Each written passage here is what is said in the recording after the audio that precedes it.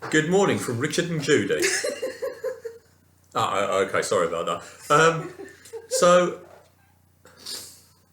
I guess one of the things that, as a family, we feel very, very blessed. We've been very fortunate that this year has been, well, in terms of pruning and growth, it's been a relatively light pruning for us as a family. It's been a year of some contradictions. I've spent more time online than ever before, but I've also spent more time wandering around the countryside than I have done ever since I've lived down here. I've spent more time sat on my backside looking out of the back window, looking at the field while I've been working, and yet at the same time, at the start of lockdown, I did more running than I ever had for the last decade.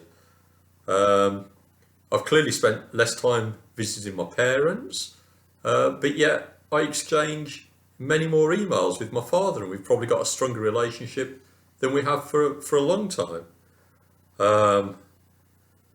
There's clearly a lot of stress in the world and a lot of anxiety, and yet my pace of life has slowed down considerably, which is great. I don't have to jump into a car every morning and every evening. That's superb. And thinking about us as a church, we've had less chance to meet, to spread the word locally, and yet our reach now is far wider than we'd have imagined in January. So, I acknowledge that we've been very blessed as a family.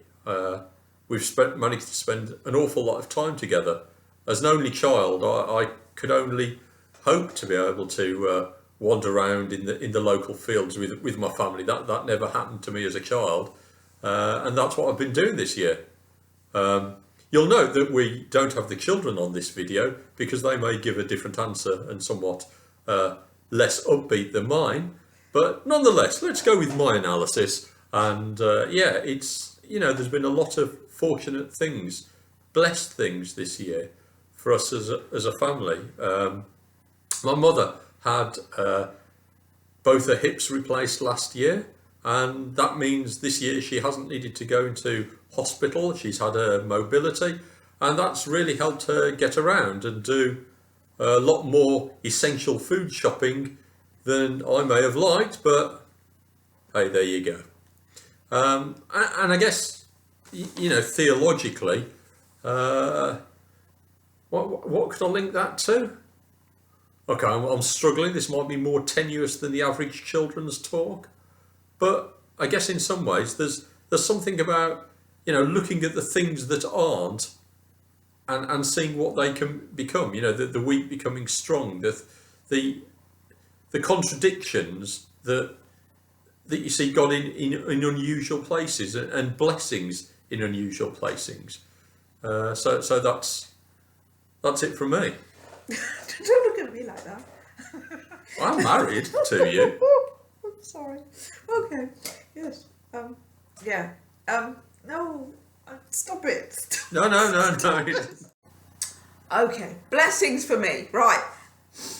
Yeah. Thanks for all the congratulations everybody sent on WhatsApp for Noah passing his driving test. He can't drive. He's 16. He won't be able to even start for a couple of months. That car's mine. Which would be a surprise for anyone who's known me in the last 20 years because I gave up driving when I was about 27 and have barely driven since. Until lockdown, the first lockdown in March, I've not driven outside of the village that I live in. And even then it was hugely anxiety provoking for everybody around me. But in lockdown, the roads were so quiet. I took Ian to the supermarket and we both survived. So I bought a car for my new job. Before lockdown, I was stuck at home all day, every day, working from home. So actually, my life before lockdown was really quite lonely. I would spend 8 hours every day all by myself. And now I work in a school and I am surrounded by thousands of people all day, which is a little bit scary with COVID, but it is a complete about turn on where my life was before. And in a lot of ways, being in a school, it's a bit scary with COVID, but actually not being all by myself is, it's done wonders for my mental health. A bit worried about Ian because Ian's the extrovert. I'm not extroverted. I'm sure you all know that. I'm not extroverted. He is. He's stuck at home on his own. I think he gets a lot of Zoom calls in, but yeah, be praying for Ian because he might get lonely now. During Advent, I read through a daily devotions book called The Christmas We Didn't Expect by David Mathis. And I was really struck by the reading on the 22nd, which I wanted to share with you. It starts with a Bible verse and then has some commentary on that verse and finishes with a prayer. So Luke chapter 2 verse 12 says, "This will be a sign for you. You will find a baby wrapped in swaddling cloths and lying in a manger." Luke is the only gospel that mentions the swaddling cloths, and it does so twice in just a few verses to ensure that it's not lost on us. Mary, we know, gave birth to her firstborn son and wrapped him in swaddling cloths and laid him in a manger. And it is one of two details given by the angel later that night to the shepherds to help them find the child, wrapped in swaddling cloths and lying in a manger. Other than born this day in the city of David, this is all the shepherds had to go on: city, swaddling cloths, manger. Why then mention the swaddling cloths? Unlike the manger, it was not unique or distinctive at all. So far as we know, every newborn would have been swaddled. The main point then of the angelic mention of this detail and Luke's report of it was the commonness of swaddling. Jesus was like any other baby. Swaddling was standard infant care. And Jesus was, in this way, a standard, very typical newborn in the care of loving parents. His swaddling cloths are not a mark of poverty. Rather, they are a mark of the commonness of his newborn humanity. God himself embodied the same frailty and helplessness that every single one of us did at birth. Yet he is not normal. This newborn is lying in a manger. While the swaddling accents his commonness, the manger signals the extraordinary. This Christ child is unexpectedly typical and surprisingly distinct. He is normal and yet not. He is fully human, and yet he is more than other humans. Set apart before the ages began, here he lies, on hay the animals will eat. Swaddled in the manger would not be the last time this human body would be bound. When they arrested him one day, he would be bound, and they would carry him bound from one unjust trial to the next. Seemingly as helpless as a swaddled baby would be the man Christ Jesus, as he stood with chains on his hands and feet, and then was subject to a greater binding, with nails to the cross. The swaddling at his birth would not be the last time we hear of the incarnate Son being wrapped in cloth. After his death he would be wrapped again, this time in linen, only to leave it behind when he walked out of the tomb alive. Among the synoptic Gospels, only Luke draws attention to the grave cloths.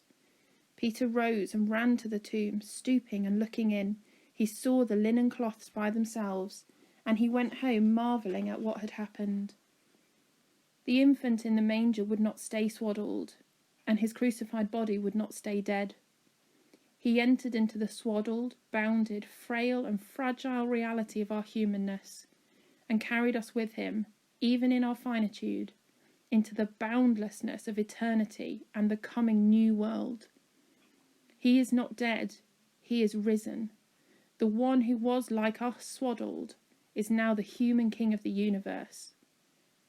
Still, it all began in such mildness and meekness. The one who would come from heaven to save us had to be truly us. The one who would pioneer our way into the very presence of God had to be like us in every respect, except sin. And so we marvel at both the normalcy of his swaddled humanity and the whisper of that unusual manger in this singular child of Christmas. Father in heaven, what humility, what condescension your Son embraced to take our humanity. From the beginning, one humbling restriction after another formed and shaped his human life as they do for ours. So, Father, here at Christmas time, in remembering his infant binding, we also look to his adult binding at the cross, and we glory that he endured the chains and nails and shed his grave clothes for our sake. We are his, and he is ours.